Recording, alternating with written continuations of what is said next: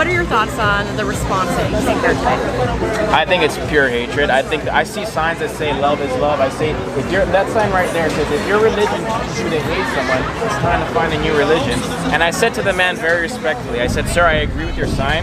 With all due respect, you should examine your own ideology. Because as a Christian standing here, I do feel like they hate me. I don't like what you say, therefore you shouldn't be able to say it. We have completely been discriminated against in this free society. You're not accepted. I have a place. It's called the church, and I have a place. Right, so you're gonna confine me in my four walls of a building. What if I told you you had to keep your homosexuality in the four walls of a building? You would say that's completely unacceptable. And again, I'm bi, and I'm against what those people did to this pastor. It perfectly spits in the face of everything LGBT community has been trying to get over. What is that? Respect. Acceptance. How are you going to bitch about being accepted when you're not accepting? Christine Wong Tam, the Toronto City Councillor, put out a statement about the rally on September 28th. And she said, there's a group of homophobic and transphobic self-proclaimed Christians organizing a march on September 28th. Besides the name calling, we'll get to that later, she also says more recently, anti-Islamic organizations have found common cause with this group and plan to join them in their march. David Lynn or Christian Positive Space has never issued a statement that they're joining anybody in this rally.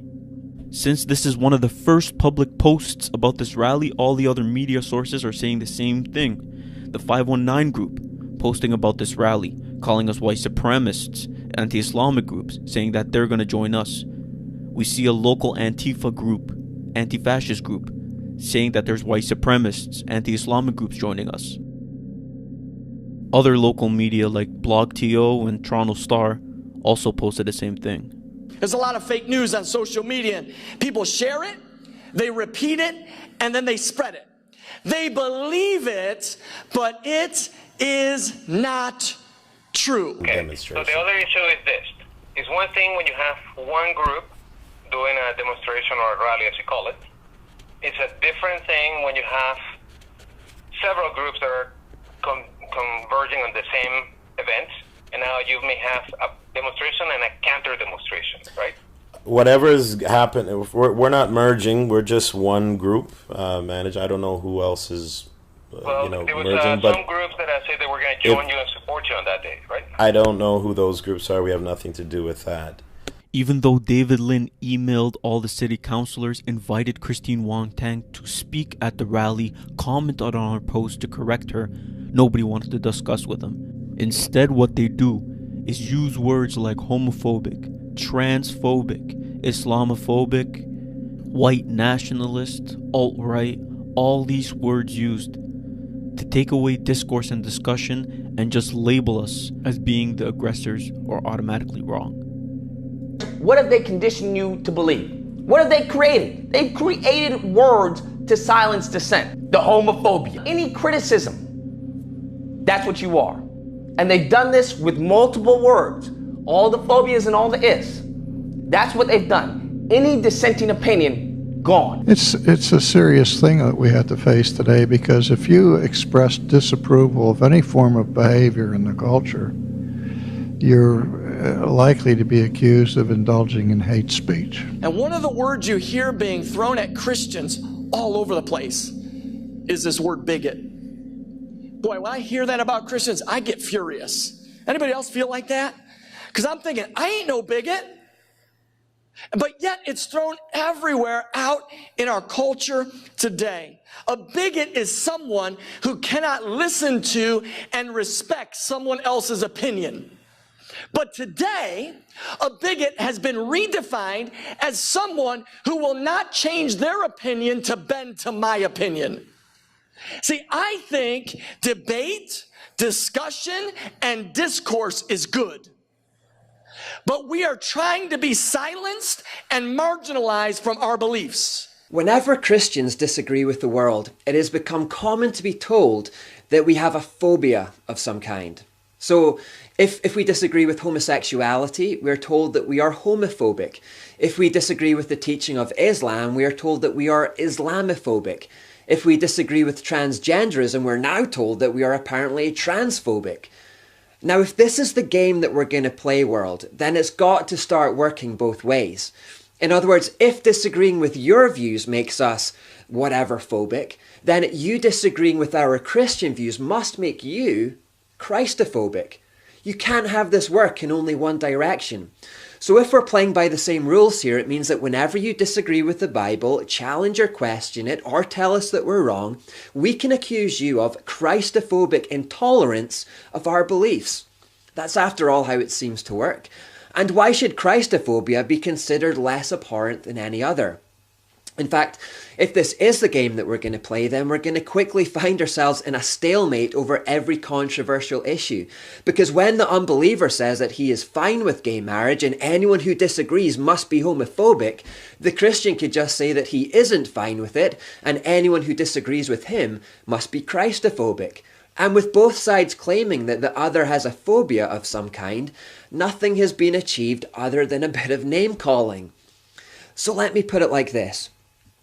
Claiming that people have a phobia just because they have a different moral stance than you is immature and idiotic. You know the reason why you don't hear Christians shouting about Christophobia every time someone disagrees with us or says they don't believe in Jesus or the Bible? It's because we are not 10 years old. And indeed, Christians actually have to endure much worse than just disagreement. Christians are routinely mocked in the media. We are abused. We have our Lord's name blasphemed around us all the time. I mean, step outside and listen to the OMGs. We get told that we're crazy and that believing in God is like believing in unicorns. And you know what we do in response?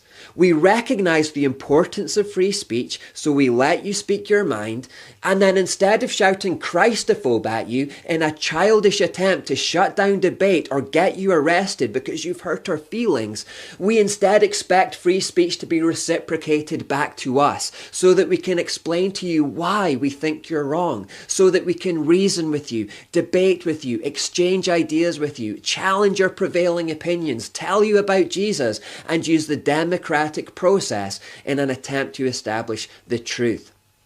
And if we're mature enough to do that without shouting Christophobe at you, then please extend back to us the same courtesy and stop shouting homophobe or transphobe just because you don't like what we're saying. We don't have a phobia. We just have a different set of values than you. And if you won't respect those values and our freedom to express them, then you have actually become the intolerant ones. And we see that there's discrimination against Christianity. Absolutely. We have completely been discriminated against because we're only sharing our biblical faith.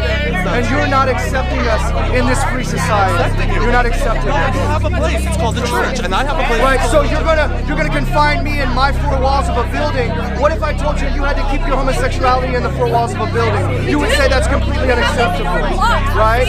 So wait. You would say that's completely unacceptable. Now, how can a public street in Toronto be claimed by a community?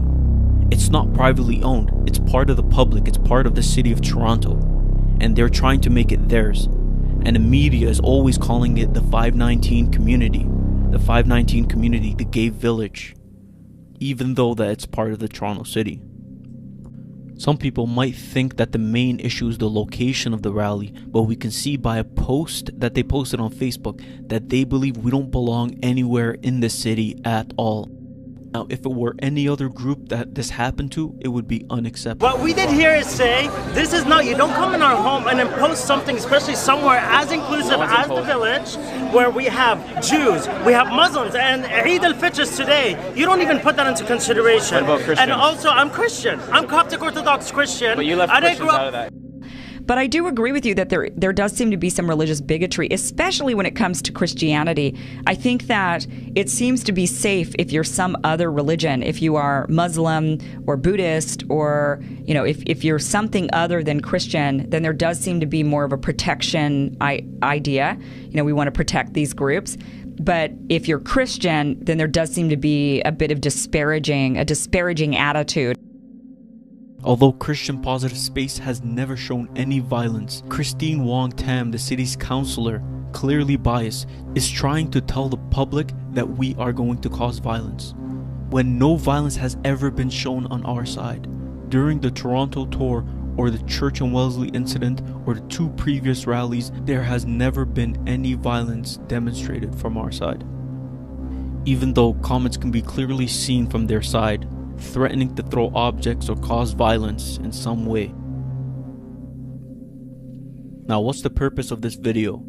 Since the city's councilor and news outlets are already spreading misinformation, it's up to us as the event organizers to clear them up. Let's just say, you know, this freedom rally that we have, someone tries to block us from walking on a public street or public sidewalk.